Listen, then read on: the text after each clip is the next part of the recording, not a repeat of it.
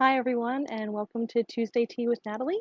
If this is your first time joining in, this is a weekly live session that I'm doing on Facebook because we can't do town halls, because I can't knock on doors. There's so little that I can do um, as a candidate to really get to talk to constituents and voters this year because of the pandemic. So this is just an opportunity for me to talk about the issues that are important to me, let people chat in, and um, ask questions that I can answer about who I am as a candidate, the issues that are important to me, and things like that. So, Tuesday Tea with Natalie, here we are.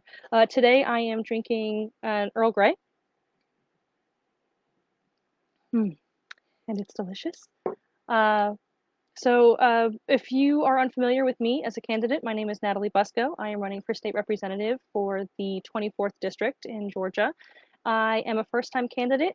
I am a mother. I am a coach. I'm a writer.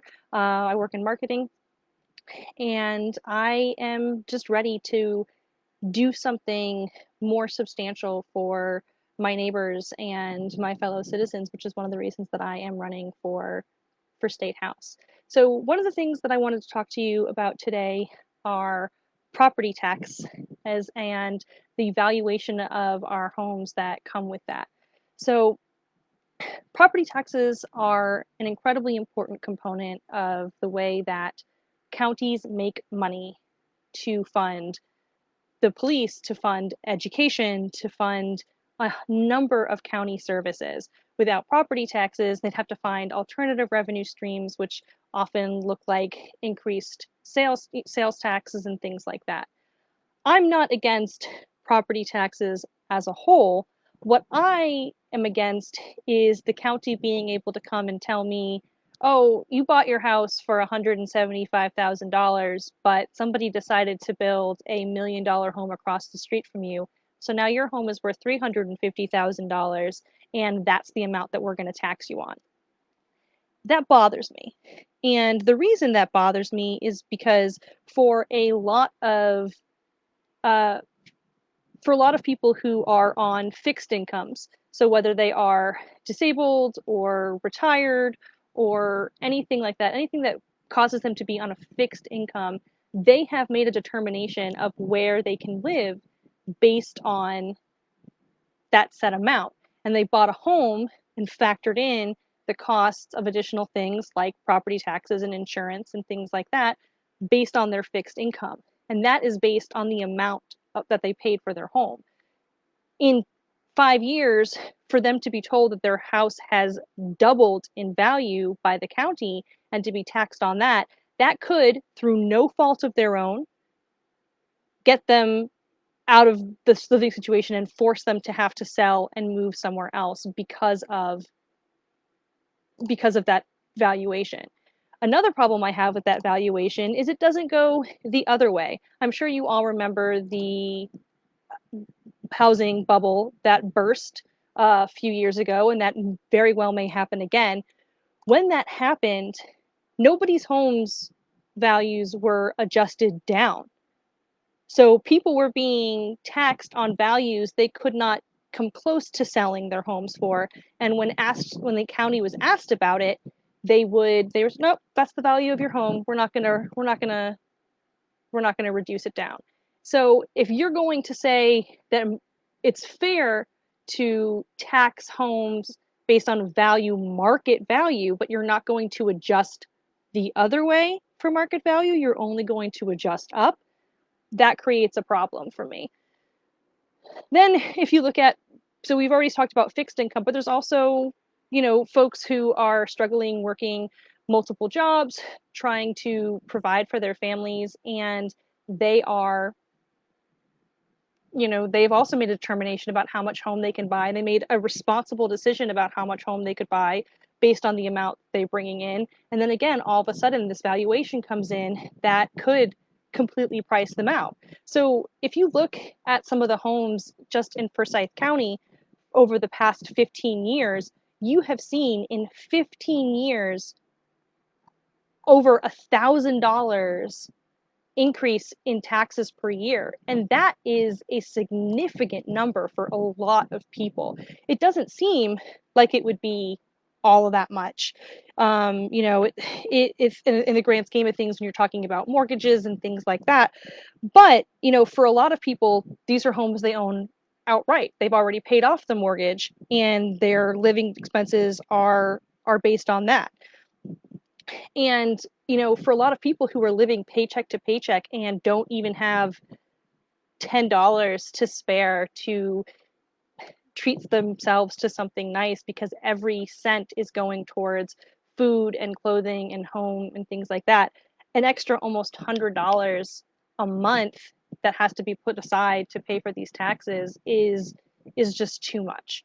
So when I make it to the state legislature, if you allow me to earn your vote and earn a place there to fight for you and represent you, I would like to work on a bill that prevents counties in Georgia from raising the value of a home for the sake of property taxes. Now, that's not to say the tax rate can't change, but if you bought your home for $175,000, 15 years later, the county can't then tell you that it's worth $450,000, and that's the amount that they're going to tax you on. Now, I understand millage rates, it's not actually $450,000. It's adjusted in different ways, but the amount that you're taxed on is still being raised much higher to what it is.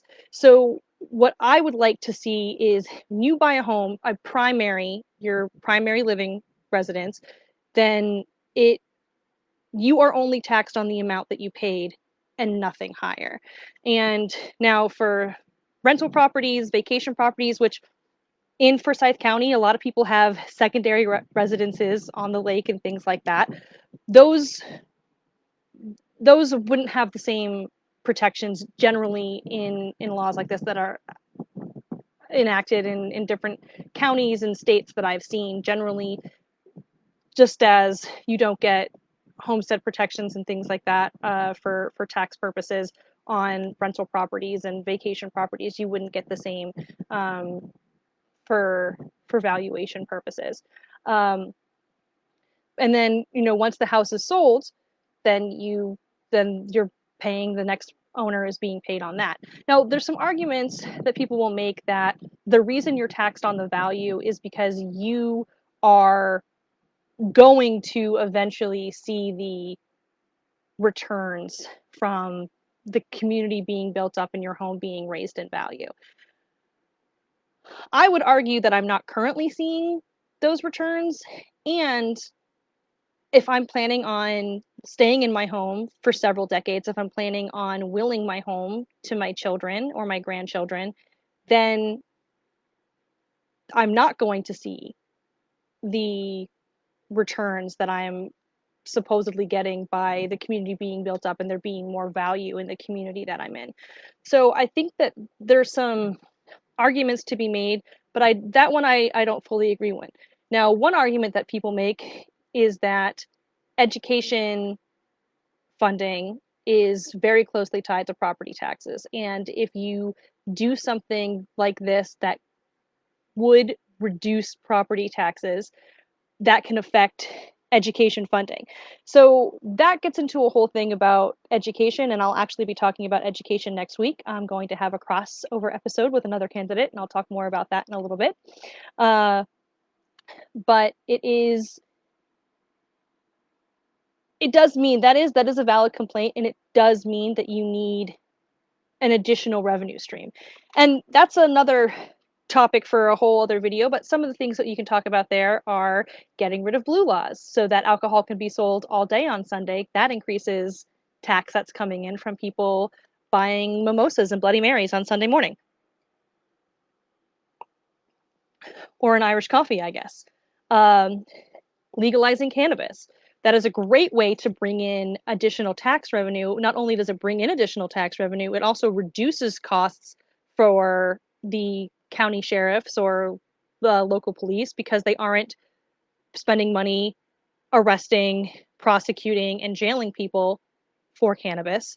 So there are ways to positively offset anything that could be lost by protecting people in their homes by freezing the value of their home at the price that they paid for their home.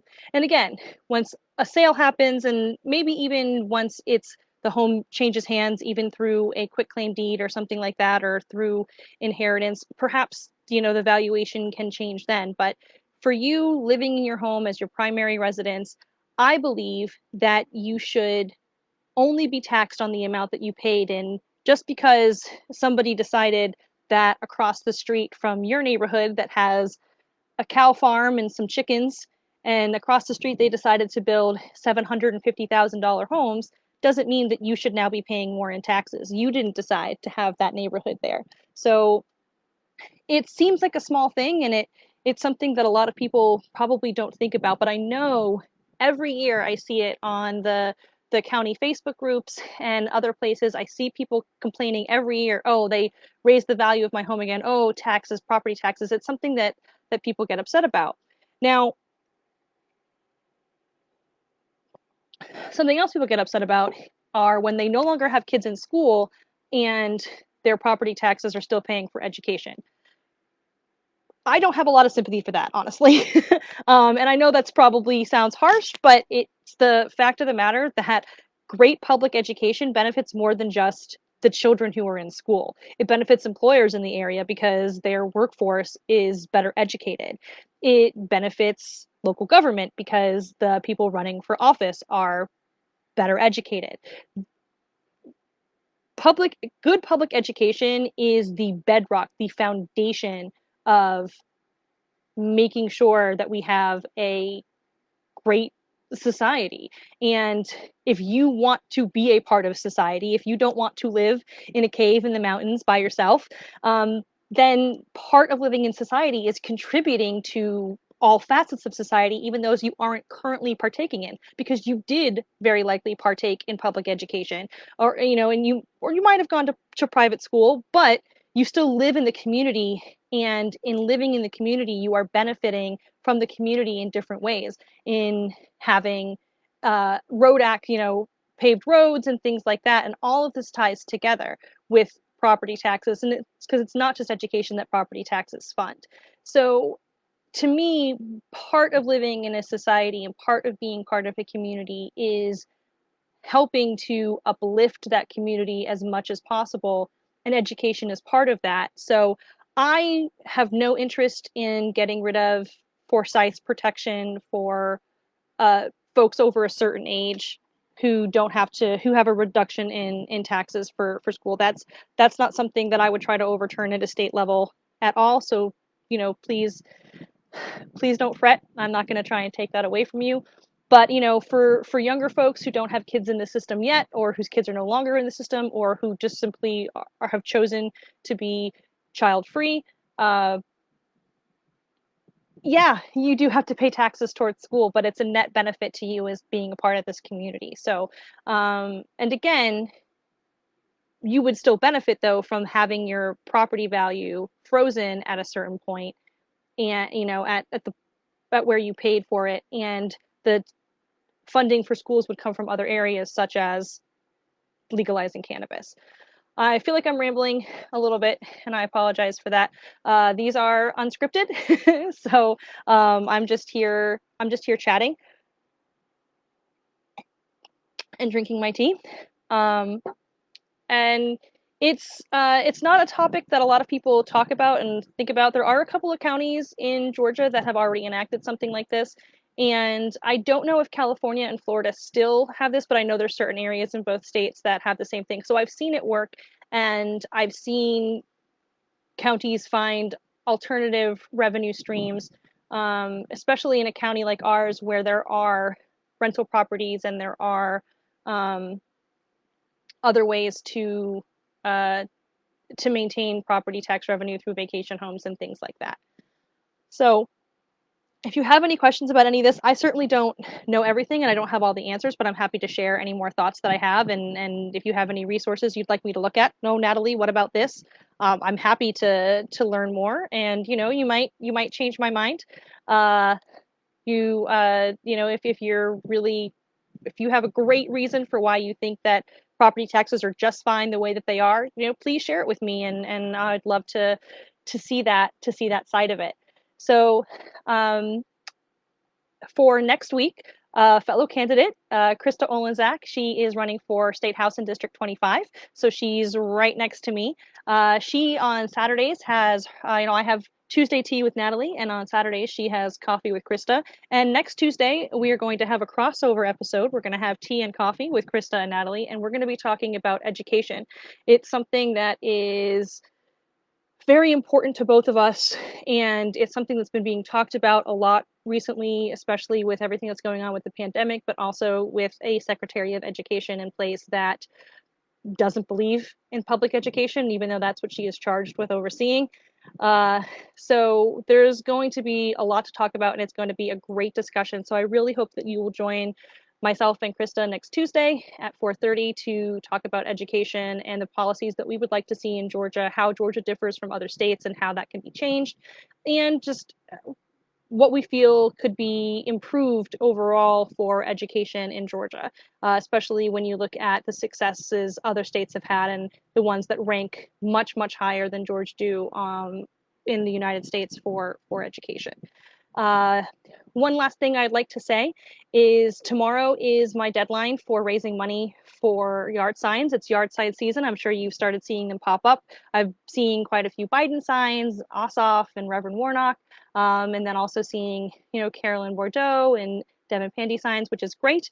But please don't forget the down ballot. Please don't forget that, there's the state legislature that's being run for, and we would like to have signs out there as well, especially in a district like mine where it has been 20 years since there's been a choice on the ballot. There's only been one name on the ballot for the seat for 20 years.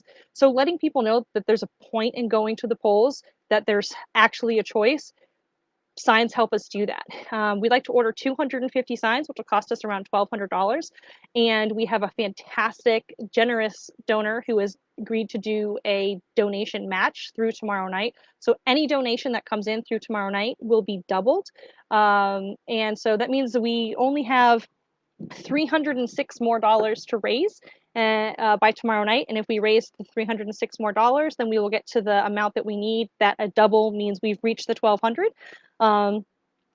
And we'll be in a great place for getting signs. And if you live in District 24 and you donate $15 or more, I will personally deliver a sign to your yard as soon as they come in. So if you can, I would really appreciate having you make a donation and helping me get those yard signs in place. I'm going to place the link to my my donation form on ActBlue in the comments here in just a second. And so you can just click right on there from the comments and make a donation. Again, any amount helps, $3, $5, it all adds up. So any amount that you can give is a incredible help to my campaign. And if you live in district and donate $15 or more, I will gladly deliver in person the sign as soon as they come in. And the union shop that we are working with, it does a pretty quick turnaround. So I'm hopeful that I'll have them in next week if we raise the money by tomorrow and be able to place the order. So that's exciting. And yes, I did say a union shop. It is important that we support workers and labor. I'm not sure if you all saw my post about Labor Day. Unions built this country, and it is vital that we continue to support unions and what they have done for this country. 5-day work weeks, 8-hour work days, 40-hour work weeks. These all came about because of unions, and they still have so much more to do for this country to improve workers' conditions, which we are seeing the stories we hear about coming out about Amazon and things like that. And unions actually will be tapping into a little bit next week with my chat with Krista and education, because in Georgia it is against the law for teachers to collectively bargain. Yes, against the law. And we'll look about states. We'll look at states who do allow their teachers to collectively bargain and how education ranks in those states compared to how it ranks here in Georgia. So I Thank you all for tuning in, and I hope that you learned something. Please feel free to reach out. I am here to serve you. I am here to talk to you. So you can email me. I'll put my email address and phone number in the comments as well.